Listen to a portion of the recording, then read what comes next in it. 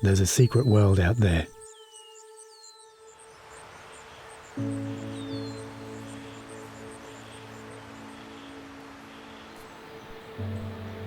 One that only exists when you slow down and listen.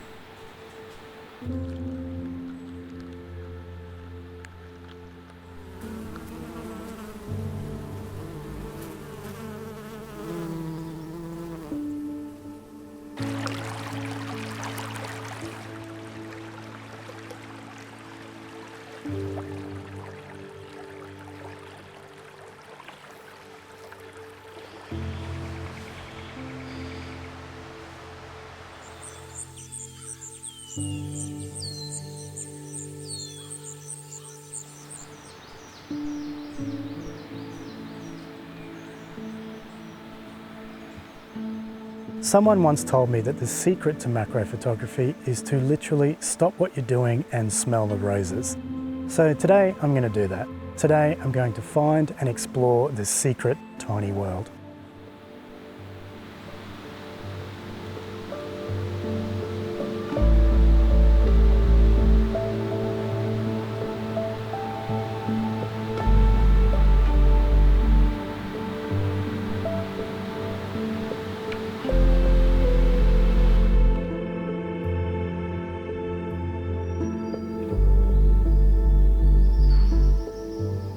So I was just going for a little walk around and I saw this electrical wire that was running from the cabin to the road, I imagine.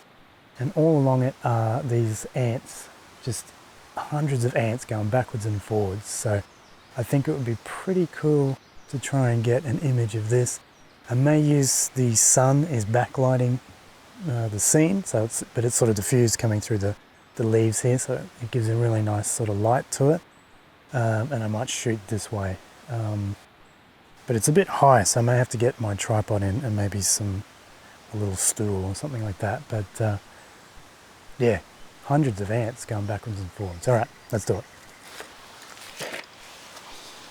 It is a little bit high. I can't see through the viewfinder, but that's all right. I have a lovely articulating rear screen which I can view through quite easily. Now I'm not sure if I need a flash. I'll keep the flash on, but there is backlighting. I might just run a test shot just to see how that is. I'm not sure I really like that look.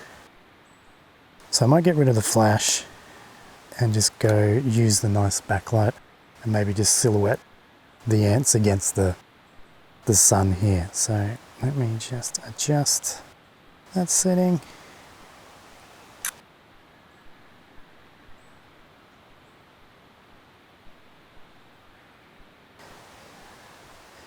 Geez, there are thousands of ants just going backwards and forwards here.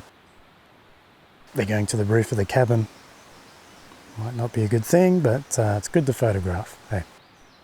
But that's the thing with macro photography, you know, things sort of switch in your brain where you zero in on little details. Same as if you're doing bird photography, you start seeing perches everywhere, you know, branches that would be great photo opportunities. This is just reversed for ants and other creepy crawlies. But if you just sort of pay attention to your surroundings, these things just appear. It makes taking photos a lot easier.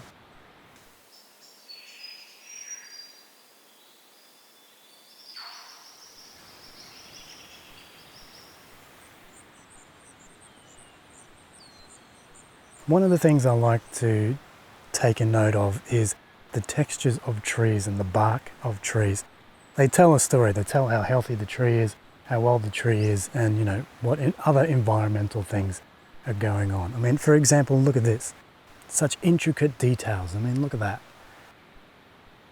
So I was just checking out the bark textures of this tree here, and in the corner of my eye I saw a bit of movement, and so looking a bit closer, I realized that it is a tiny little jumping spider with some of the best camouflage I have ever seen.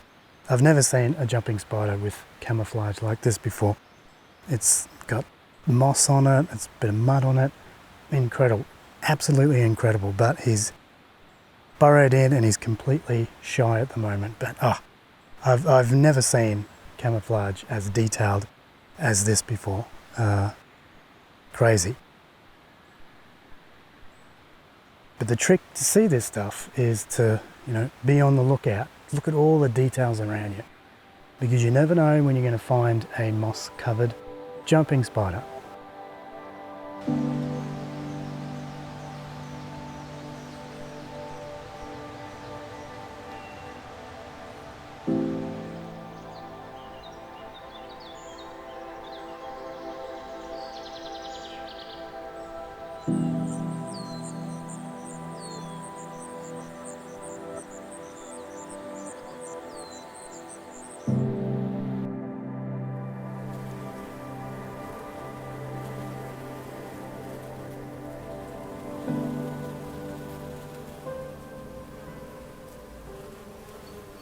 So in my travels here, I've found these flowering trees. There's about 6 or 7 of these trees around in the area. I'm not sure what type of flower they are. I'm not a flower guy, but they look like cherry blossoms or almond flowers or something like that. They're quite robust and quite big. But the thing that really caught my eye is that every one of these flowering trees is covered in bees. These are like hundreds of bees on one tree. Now, I've never seen as many bees as this in one location. And you've got European honeybees, you've got native stingless Australian bees, but they absolutely love it. And it's just a free-for-all of bees zipping between flowers, between trees. It's unreal.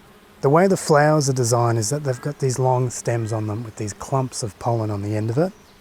And it seems that the nectar is deep within the flower. So the bees come in, they have to nuzzle their way in to get to the nectar to have a feed, and in doing so covering themselves in the pollen. So what I'm going to do today is something I don't usually do in macro photography, and that is a bit of burst shooting. Same as bird photography. I want to get the wings sharp, I want to get all details sharp in flight, but it may be a bit of a challenge here because these bees are off tap. They are souped up on the nectar here. They're so excited that there's so many flowers around. I guess you could call it organized chaos. So I'm not sure if it's going to be a successful shoot, but as long as I get some, bees with their heads nuzzled deep into a flower, it would be all right. So the sun is changing a bit, the light's changing a bit. It's getting a little bit warmer, which is good for the bees because they get souped up when the sun is out. So let's give it a crack, hey?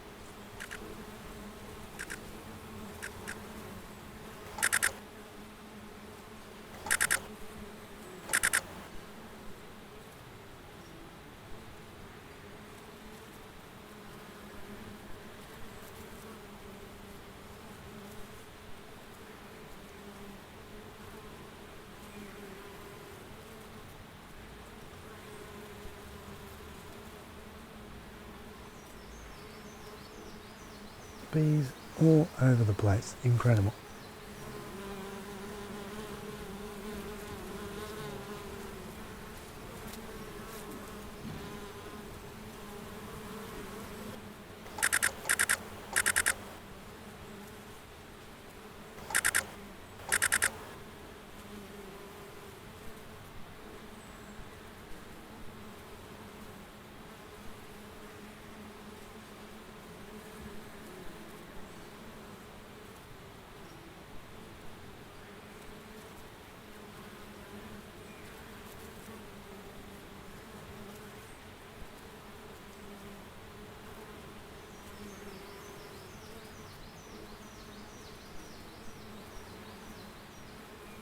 Now, I absolutely love photographing bees. If I had the choice, I could stay out here just photographing this tree for months. There's just something about them that's just fascinating. I think it's the teamwork that does it for me. There's intelligence here where they can share and all work together for the greater good. So I'm going to call it a day here. It's getting really quite warm out in the sun. The bees are loving it, but I am sweating up a storm, so I might head back to the cabin and cool off for a bit.